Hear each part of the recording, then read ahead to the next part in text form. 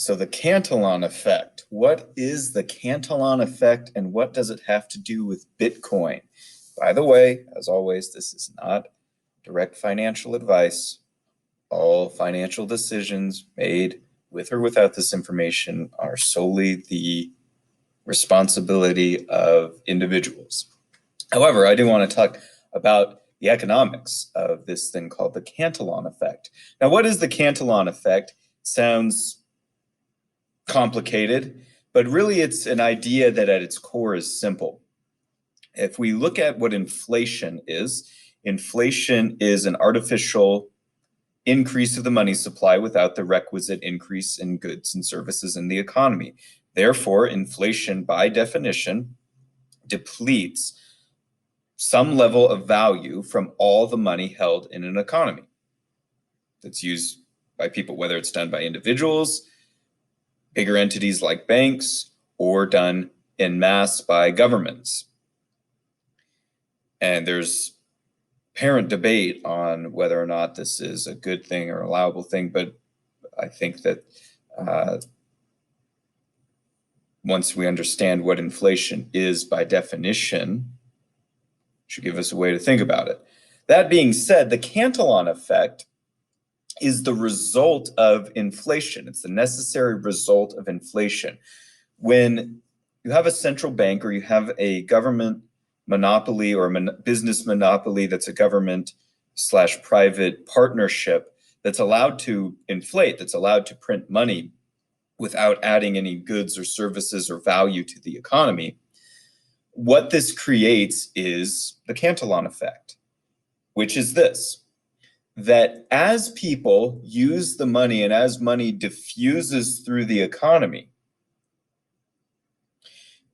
the money that people use earlier buys more than the people who use the money later, because reality is catching up unevenly over time.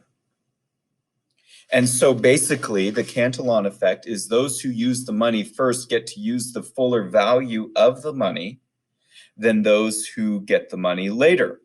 Now, those who use the money first are usually the wealthy, the politically well-connected, those in government who operate this central banking machinery and get the benefit to pay for all these programs or give this money away, to different entities through legislation, through whatever the case may be. Now, as that money gets spent and as the value is depleted out of the money held in the economy, especially the money held in savings, and it diffuses, when it comes down to the average, the middle class, and the poor, the money buys less. And by that time, in a sense, prices have caught up. So now you're trying to buy the same amount, but it has gone up in price, but you're trying to buy it with less money. That is the Cantillon effect. Now, some monies are not impervious, but apply this more evenly and much more slowly, like commodities such as gold and silver. Okay, gold and silver have a value. If you dug it up in your backyard, you would still, even if it's hundreds of years old, you would still probably recognize that there's a value for gold, even if it's just in the amount of dollars that you associate it with. That being said, so gold and silver, are they inflation proof?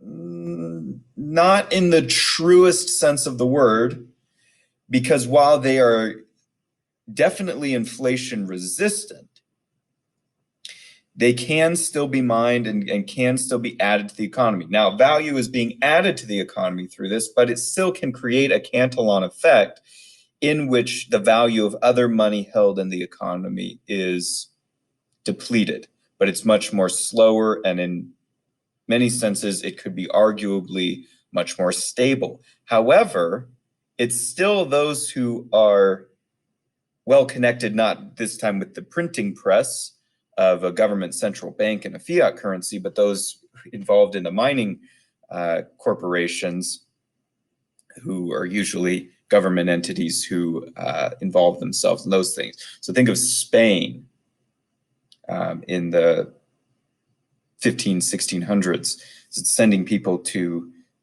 find gold and finding gold and bringing it into the kingdom, thereby increasing wealth. Well, this starts to create a Cantillon effect throughout Europe over some time. So even gold is subject to this Cantillon effect.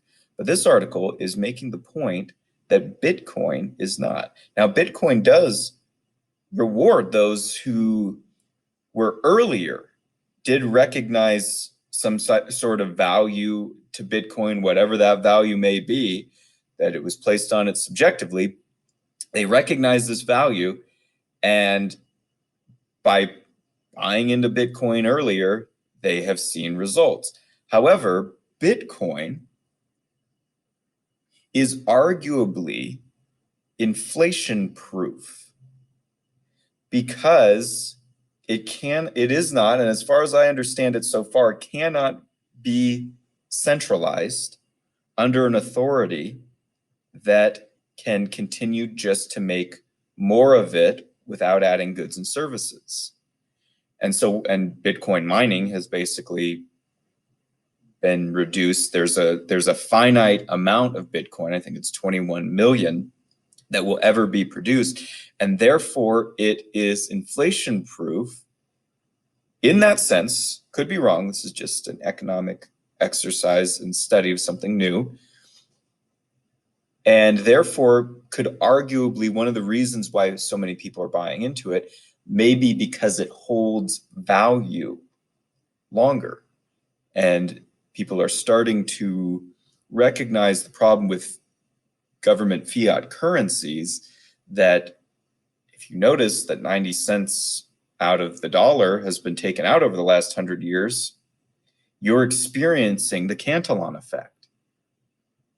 And so people are jumping onto this, we can call it a money, although it's not necessarily used as much as a medium of exchange as more of a store of value.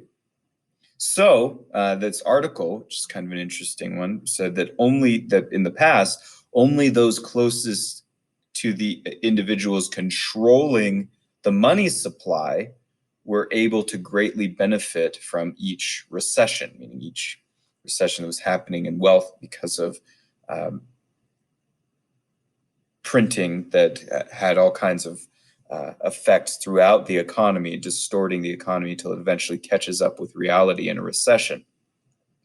That being said, Bitcoin does not have that Cantillon effect so far as I can see as things stand today. So this is why this article terms Bitcoin as the world's first truly fair money, because while it does reward the early, it does not have the inflationary Cantillon effect where the money that is spent will be less valuable later because of inflationary printing. And so in that way, Bitcoin is fairly unique as a money. We'll have to look to see and continue to keep our eye on it and see what happens with it economically.